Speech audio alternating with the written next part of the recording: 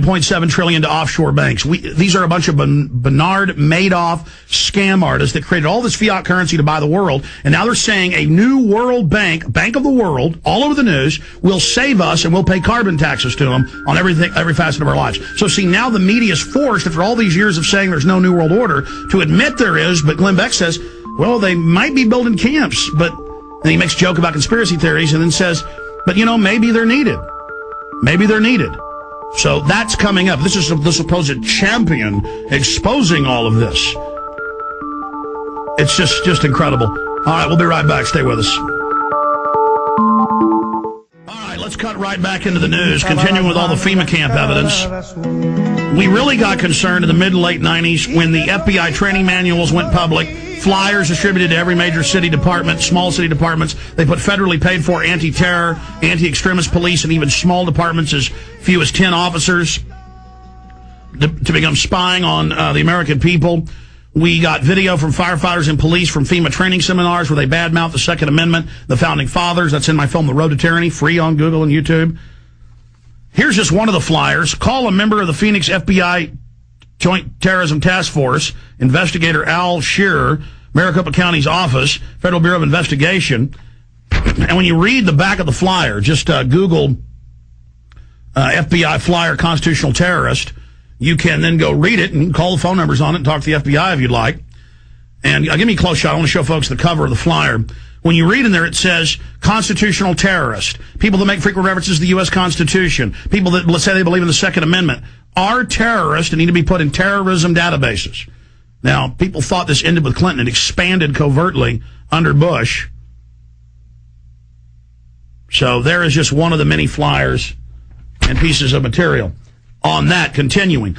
Let's go ahead and play Congressman Brad Sherman, who we also interviewed here on the show. They were threatened with martial law. He wouldn't say on the show because of House rules in closed committee who threatened him. Later, Senator Inhofe went public from Oklahoma and said it was Ben Bernanke, head of the private Federal Reserve, and the head of the Treasury, Paulson at the time. This is all just expanded under Obama, hasn't gone away. Let's go ahead and play this clip. From Ohio, the only way they can pass this bill is by creating and sustaining a panic atmosphere. That atmosphere is not justified. Many of us were told in private conversations that if we voted against this bill on Monday, that the sky would fall, the market would drop 2,000 or 3,000 points the first day, another couple thousand the second day, and a few members were even told that there would be martial law in America if we voted no. That's what I call fear-mongering. Unjustified. Proven wrong. We've got a week, we've got 2 weeks to write a good bill. The only way to pass a bad bill, keep the panic pressure on. All right. Now, what has the Senate done? All right. Now, I've gone through about 20 exhibits. There are over 100 exhibits. And this week or next week, I'm going to do 2 hours with no calls going through the exhibits. I'm going to pull all my research, all the bills, all the legislation, the whole history of the camps, mainstream media clips admitting it, but trying to sell it to the public. And we're going to do a full, half of the show, at least 2 hours on this subject, uninterrupted, with guest or calls. I want to challenge folks that after they watch this at prisonplanet.tv and it gets ripped to the web everywhere, which we appreciate, if you're watching this in a later part, be sure and watch the first few parts of the video. I imagine this will be 4 or 5 parts, because you need to see the background, the proof I went over of the camps, all admitted publicly for the American people, gun confiscation, forced inoculation, buying off city leaders, corporate leaders under InfraGard, the clergy response teams, all these terms I'm using Google. You'll have mainstream news, but always telling you how good it is. So that when I get into Glen Beck here briefly, you understand. Because Glen Beck over and over again on his radio show says basically arrest 9/11 truthers, send us to secret camps. It was a talking point on Fox, CNN, MSNBC, CNBC. Use the Army against Ron Paul supporters because they're domestic threats. Sean Hannity saying arrest all militia members. Every child needs a chip. I mean, these guys push a lot of sick stuff. And then Beck suddenly, when it's all announced as a world government, comes out and acts like he's fighting it, but then we'll mix into it. We've got to, Russia's a threat. Iran's a threat. We've got to do this. Oh, I'm worried about the Bubbas and their guns. Maybe we need FEMA camps. I don't know if FEMA camps exist. Maybe they do. You know, I was going to cover it, but now I'm not because I'm still researching. Oh, I guess Fox is censoring me, you know, conspiracy theories, making a joke out of that when it's on record that all the major media is on government payroll and talking points. In fact, pull up some of the articles. I had you guys pull up some of the headlines. You just Google Pentagon paying for fake news in the U.S., White House paying for fake news in the U.S. It's now in the tens of billions every year. But when it came out, they just used one Armstrong Williams case and one at the New York Times where somebody was being paid off to lie about aluminum tubes. This is what's going on.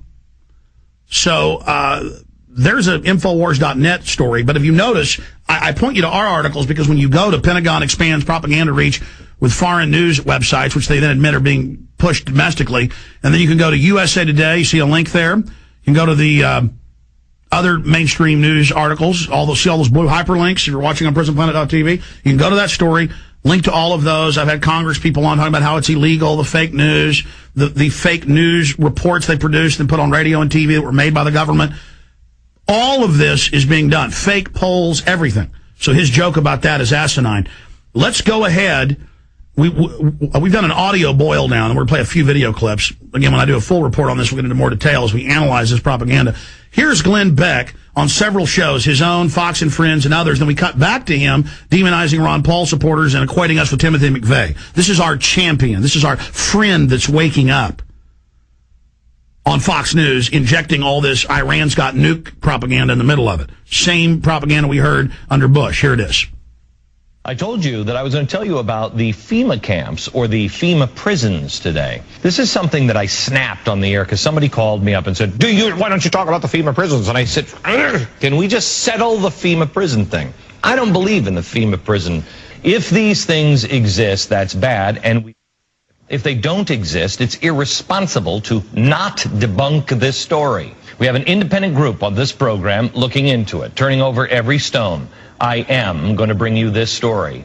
This program is not beholden. This is going to drive the conspiracy theorists crazy. Let me out. I have this. They're making me say this. Help. This program is not beholden to anybody. Stop right there. He says he's going to cover FEMA camps, and then he makes a joke about they're making me, not say this. Help. So he's discrediting it right there. Let's continue with the clip. Ourselves, I answer to me. I lost sleep last night worrying about this story, thinking about this story, and wanting to make sure that I got it right. The only thing that I answer to is myself, and I just want to be able to look at myself in the mirror and also sleep at night. Sleep. And I want to make it very clear. I'm not fearing these things are happening. I want to set the record straight because we've got to know what we can believe in. I wanted to debunk these FEMA camps. I'm tired of hearing. You know about them? Sure. I'm tired of hearing. I wanted to debunk them. Well, we've now for several days done research on them. I can't debunk them. It is our government. If you trust our government, it's fine. If you have any kind of fear that we might be headed towards a totalitarian state, look out. Buckle up. There's something going on in our country that is ain't good. Joining me now is Congressman Ron Paul. First of all, on the FEMA prison thing, I know we've been in contact with your office, and we would appreciate any help that you have. I want to make sure we're turning over every stone. There's a lot of crazy stuff that is being said about these things, and I appreciate you talking to us, and we'll be in touch with you again because I want to make sure that we have everything that you might be concerned with as well.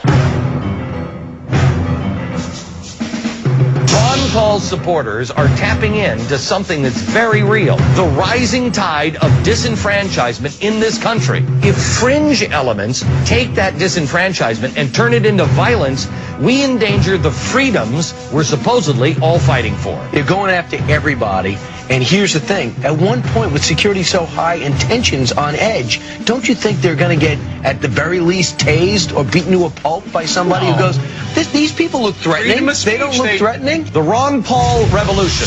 I think it's meant to be a catchy slogan, but I fear some of his fringe supporters are taking the word revolution too literally. These truthers are exactly the kind of people who want to rock this nation's foundation, tear us apart, and plant the seeds of dissatisfaction in all of us. These guys are dangerous. I believe these guys are anarchists that are looking to tear us apart. I mean, this is the kind of group that a Timothy McVeigh would come from. And folks, it goes on and on. This is our little friend that he hates the 9/11 families that say it's an inside job. that he hates 9/11 truthers, and it was a talking point, where, the 9/11 truthers are going to bomb us. They work for Al-Qaeda on all these news channels, a talking point. Now, the Wall Street Journal, the New York Times, every major publication, you name it, they've done it. Just type New World Order and pick the name of your newspaper, add it at the end, you'll see articles on Google. I mean, I've done this test. Everywhere. But they're saying it's good. All these years saying it didn't exist. All these years saying that we were liars and crazies and we had all the documents and the video clips. Now they admit it's happening, but say it's going to save us. You see, they have to get you to trust them. So if you watch Glen Beck, well, not even closely, it's completely obvious. Every night he'll go, yeah, New World Order, global bankers, it's horrible. And then he'll build the fear up and then say, flip it. By the way, Putin's wanting to attack us, and so is Iran, and we've got to go after these guys right now. The terrorists are about to hit us, and I'm worried about the Bubba factor. I'm worried about these gun owners.